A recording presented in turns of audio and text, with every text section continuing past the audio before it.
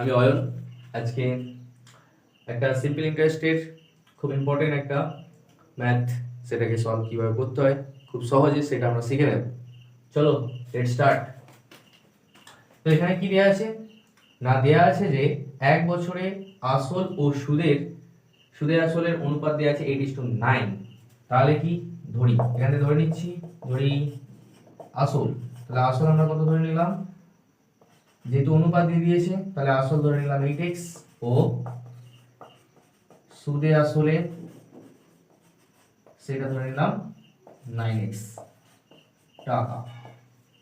ঠিক আছে, বোঝা গেল?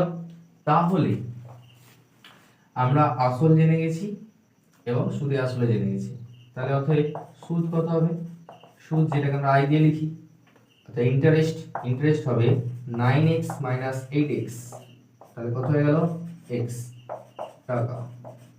ওকে, এরপরে সুদ পেয়ে গেছি, সময় তো দেয়াই আছে, তাহলে সময় কত, সময় দেয়া আছে আমাদের 1 বছর।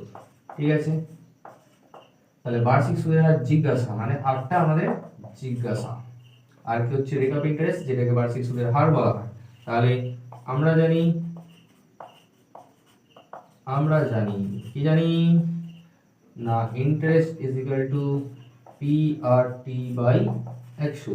আমাদের আর জিজ্ঞাসা, তাহলে আর কে আমরা এদিকে রাখবো, অর্থাৎ আর সমান I into 100 by P into T। তাহলে এখানে I কত, ইন্টারেস্ট x টাকা ইনটু 100 বাই P হচ্ছে আমাদের 8x ইনটু T হচ্ছে 1 বছর। ঠিক আছে, x ক্যান্সেল আউট, 4 দুগুণে 8, 4 25 100, তাহলে 25/2 আমাদের পূর্ণতে নিয়ে যাব 25 কে, তাহলে 2 1 কে 2, 5 নামলো, 2 দুগুণে 4 বিয়োগ 1 দশমিক দিয়ে ফ্র্যাকশনের দশমিকে নিয়ে চলে যাচ্ছি 10, তাহলে 5 দুগুণে 10, তাহলে আমাদের অ্যান্সার কত বেরোলো, অ্যান্সার হলো 12.5%।